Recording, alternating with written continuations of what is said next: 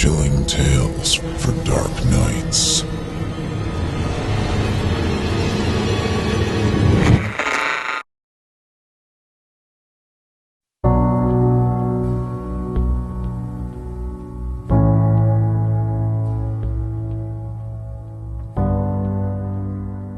The Black Cat by Edgar Allan Poe.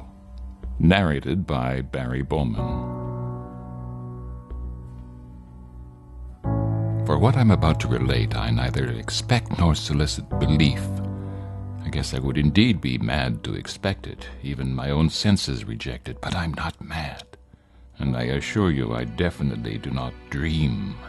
But tomorrow I die. So today, at this moment, I must unburden my soul. My immediate purpose is to place before the world, plainly, succinctly, and without comment, a series of mere household events. In their consequences, these events have terrified, even tortured, have destroyed me. Now, to me, they have presented little but horror, but to many they will seem perhaps less terrible. Maybe after I tell you, someone may reduce this horror to the commonplace, some intellect more calm, more logical, and far less excitable than I may perceive this as nothing more than an ordinary succession of very natural causes and effects. Now, since I was a child, I was noted for my docility and humanity. My tenderness of heart was even so conspicuous as to make me the jest of my companions. I was especially fond of animals, and was indulged by my parents with a great variety of pets. With these I spent most of my time, and never was so happy as when feeding and caressing them. This peculiarity of character grew with my growth, and in my manhood I derived from it one of my principal sources of pleasure. To you who have cherished an affection for a faithful and sagacious dog, I need hardly explain the nature of the intensity of this gratification. There's something in the unselfish and self-sacrificing love of a brute more endearing than that of humans. I married early and was happy to find in my wife a similar disposition as my own. Seeing my love for domestic pets, she lost no opportunity of procuring those of the most agreeable kind. We had birds, goldfish, a fine dog, rabbits, a small monkey, and a cat. Now, that cat was a remarkably large and beautiful animal, entirely black and intelligent to an astonishing degree. In speaking of his intelligence, my wife, who at heart was a little superstitious, made frequent allusion to the ancient popular notion which regarded all black cats as witches in disguise. Not that she was ever serious upon this point, and I only mention the matter at all for no better reason than it happens just now to be remembered. Pluto, that was the cat's name, was my favorite pet and playmate. I alone fed him, and he attended me wherever I went about the house. It was even with difficulty that I could prevent him from following me through the streets. Our friendship lasted in this manner for several years, during which my general temperament and character experienced a radical alteration for the worse. I grew day by day more moody, more irritable, more regardless of the feelings of others. I suffered myself to use intemperate language to my wife. At length I even offered her personal violence. And my pets, of course, were made to feel the change in my disposition. I not only neglected, but abused them. For Pluto, however, I still retained sufficient regard to restrain me from mistreating him, as I did of the rabbits, the monkey, or even the dog, when by accident or through affection they came in my way. But my disease grew upon me. For what disease is like alcohol? And at length even Pluto, who was now becoming old and consequently somewhat peevish, even Pluto began to experience the effects of my ill temper. One night, returning home, much intoxicated from one of my haunts about town, I fancied that the cat avoided my presence. I seized him, when in his fright at my violence he inflicted a slight wound upon my hand with his teeth, The fury of a demon instantly possessed me. I knew myself no longer. My original soul seemed at once to take its flight from my body, and a more than fiendish malevolence, gin-natured, consumed every fiber of my frame. I took from my waistcoat pocket a penknife, opened it, grasped the poor beast by the throat, and deliberately cut one of its eyes from the socket. Oh, I blush, I burn, I shudder while I pen this damnable atrocity. The next morning, when I had slept off the fumes of the night's debauch, I experienced a sentiment half of horror, half of remorse for the crime of which I had been guilty, but it was at best a feeble and equivocal feeling, and the soul remained untouched. I again plunged into excess, and soon drowned in wine all memory of the deed. In the meantime, the cat slowly recovered. The socket of the lost eye presented, it's true, a frightful appearance, but he no longer appeared to suffer any pain. He went about the house as usual, but, as might be expected, fled in extreme terror at my approach. At first I grieved at this evident dislike on the part of a creature which had once so loved me, but this feeling soon gave place to irritation. And then came, as if to my final and irrevocable overthrow, a perversity unknown even to me. It was this unfathomable longing of the soul to vex itself, to offer violence to its own nature, to do wrong for the wrong's sake only, that urged me to continue and finally to consummate the injury I had inflicted upon the poor brute. One morning, in cold blood, I slipped a noose about its neck and hung it to the limb of a tree. Hung it, with the tears streaming down from my eyes, and with the bitterest remorse at my heart. Hung it, because I knew that it had loved me, and because I felt it had given me no reason of offense. Hung it because I knew that in so doing I was committing a sin, a deadly sin that would so jeopardize my immortal soul as to place it, if such a thing were possible, even beyond the reach of the infinite mercy of the most merciful and most terrible God. Later that night I was aroused from sleep by the cry of fire. The curtains of my bed were in flames. The whole house was blazing. It was with great difficulty that my wife, a servant, and myself made our escape. The destruction was complete. My entire worldly wealth was swallowed up, and I resigned myself from then on to despair. Now, I won't try to blame the fire, but I am detailing a chain of facts, and I wish not to leave even a possible link imperfect. On the day succeeding the fire, I visited the ruins. The walls, with one exception, had fallen in. Now, this exception was found in a compartment wall, not very thick, which had rested the head of my bed. The plastering had here, in great measure, resisted the fire. About this wall a dense crowd had gathered. I approached, and I saw, as if graven in bas relief upon the white surface, the figure of a gigantic cat. The impression was given with an accuracy truly marvelous, and there was a rope about the animal's neck. When I first beheld this apparition, I could scarcely believe it. My wonder and my terror were extreme. But at length the cat, I remembered, had been hung in a garden adjacent to the house. Upon the alarm of fire, this garden had been immediately filled by the crowd, and someone must have thrown it through an open window into my chamber, probably with the view of arousing me from sleep. As the other walls fell, it had compressed the victim of my cruelty into the substance of the freshly spread plaster. The lime and the ammonia from the carcass had then accomplished the image as I saw it. And although I rationalized this fact, it did not the less fail to make a deep impression upon my fancy.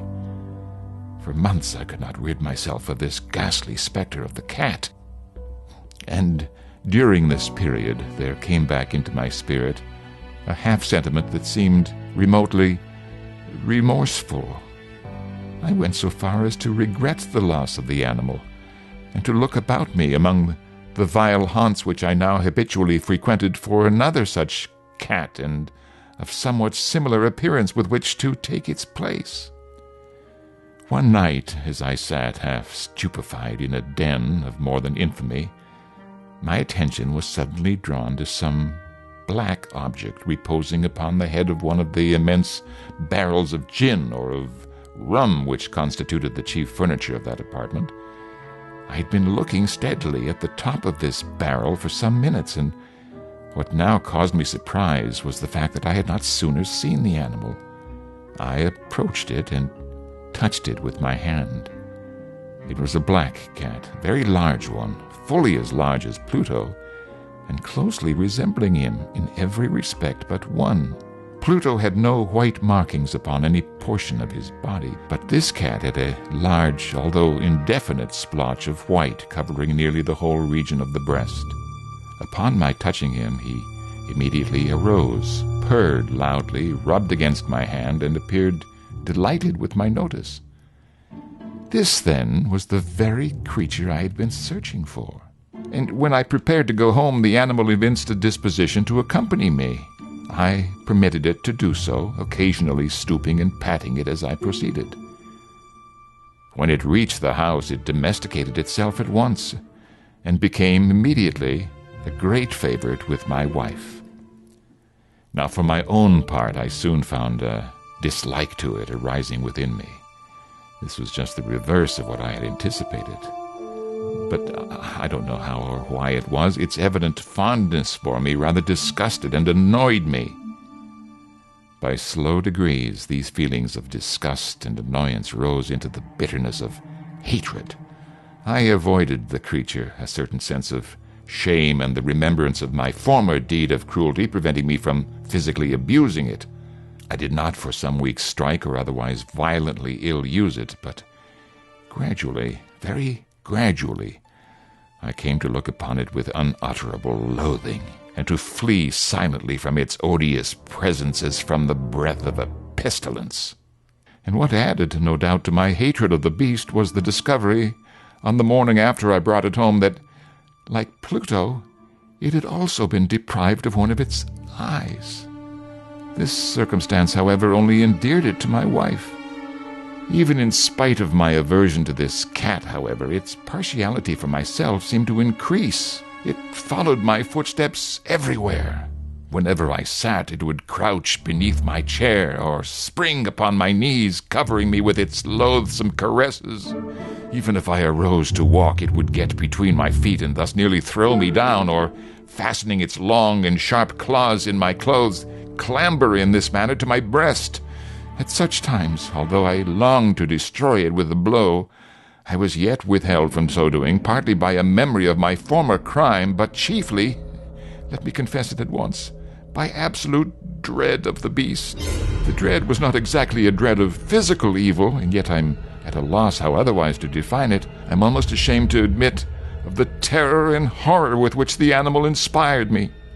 Now, my wife had called my attention more than once to the character of the mark of white of which I have spoken, and which constituted the only visible difference between the strange beast and the one I destroyed. Now, you'll remember that this mark, although large, had been originally very indefinite, but by slow degrees nearly imperceptible, and which for a long time my reason struggled to reject as fanciful, it had at length assumed a rigorous distinctness of outline.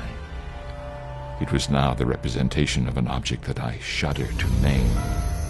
And for this, above all, I loathed and dreaded and would have rid myself of the monster had I dared. It was now, I say, the image of a hideous, of a ghastly thing, of the gallows, a terrible engine of horror and of crime, of agony and of death.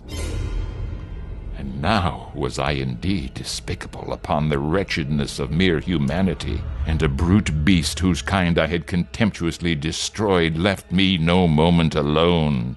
I would find the hot breath of the thing upon my face, and its vast weight, an incarnate nightmare that I had no power to shake off. And beneath the pressure of torments such as these, the feeble remnant of the good within me succumbed. Evil thoughts became my sole intimates. the darkest and most evil of thoughts. The moodiness of my usual temper increased to hatred of all things and of all mankind, while my uncomplaining wife was the most usual and the most patient of sufferers. One day she accompanied me upon some household errand into the cellar of the old building. The cat followed me down the steep stairs, and nearly throwing me headlong, exasperated me to madness. Uplifting an axe, I aimed a blow at the animal, which of course would have proved instantly fatal had it descended as I wished. But this blow was arrested by the hand of my wife. Goaded by this interference into rage, I withdrew my arm from her grasp and buried the axe in her brain. She fell dead upon the spot, without a groan. This hideous murder accomplished, I set myself to the task of concealing the body. I knew that I could not remove it from the house, either by day or by night, without the risk of being observed by the neighbors. Finally, I determined to wall it up in the cellar, as the monks of the Middle Ages are recorded to have walled up their victims. Moreover, in one of the walls was a projection caused by a false chimney or fireplace that had been filled up and made to resemble the rest of the cellar. I made no doubt that I could readily displace the bricks at this point, insert the corpse, and wall the whole up as before, so that no eye could detect anything suspicious. I prepared a plaster which could not be distinguished from the old, and with this I very carefully went over the new brickwork, and when I had finished, I felt satisfied that all was right. The wall didn't present the slightest appearance of having been disturbed. The rubbish on the floor was picked up with the minutest care.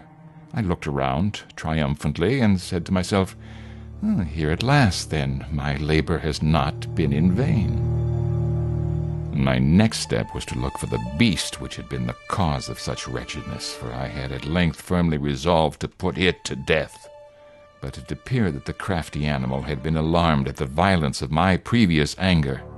It didn't make its appearance during the night, and thus for one night at least, since its introduction into the house, I soundly and tranquilly slept. Yes, slept, even with the burden of murder upon my soul. The second and the third day passed, and still no sign of the animal. Once again I breathed as a free man. The monster, in terror, had fled the premises forever. My happiness was supreme. The guilt of my dark deed disturbed me but little. Some few inquiries had been made, but these had been readily answered. Even a search had been instituted, but of course nothing was to be discovered. I looked upon my future contentment as secured.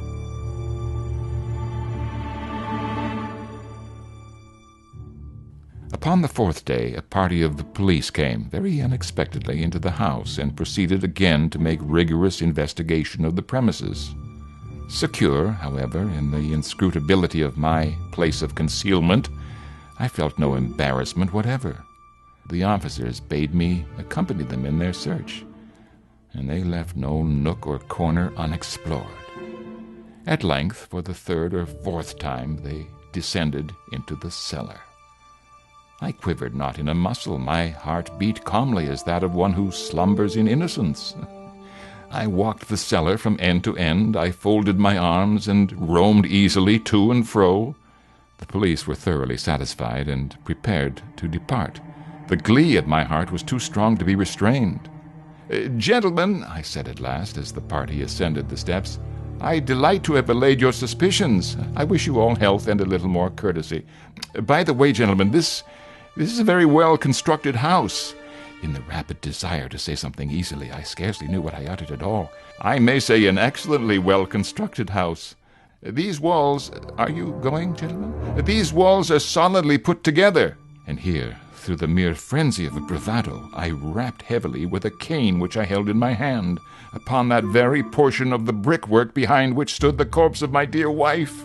But no sooner had the reverberation of my blows sunk into silence than I was answered by a voice from within the tomb, by a cry, at first muffled and broken like the sobbing of a child, and then quickly swelling into one long, loud, and continuous scream, utterly deviant and inhuman. a howl, a wailing shriek, half of horror and half of triumph, such as might have arisen only out of hell. As for me, I staggered to the opposite wall. For one instant, the party upon the stairs remained motionless through extremity of terror and of awe. In the next, a dozen stout arms were toiling at the wall. It fell bodily, and the corpse, already greatly decayed and clotted with gore, stood erect before the eyes of the spectators.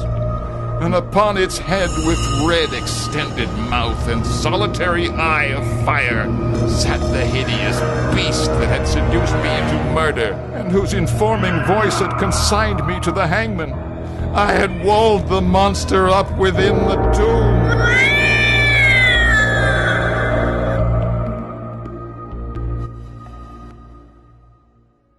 Thanks for listening. The story you've just heard in this channel are fan-funded. Visit ChillingTalesForDarkNights.com today to become a patron and help us bring radio theater back from the dead. Just click Support Us, choose an amount you're comfortable with, and become a part of our family today. Just $2 per month gets you immediate access to our patrons area. There, you'll find advanced new releases, our incredible archive of over 300 hours of productions, plus never-before-heard bonus material. Best of all, it's totally ad-free and in HD MP3 format. You get insider updates from our production team, the secret stash of streaming downloadable HD indie films, and you get to experience our patrons-only one-on-one live events, putting you up close and personal with your favorite performers, unscripted and unrehearsed. All of this and more is yours today, and all you have to do is choose your level of support. Go to ChillingTalesForDarkNights.com now and join us as we turn off the lights and turn on the dark.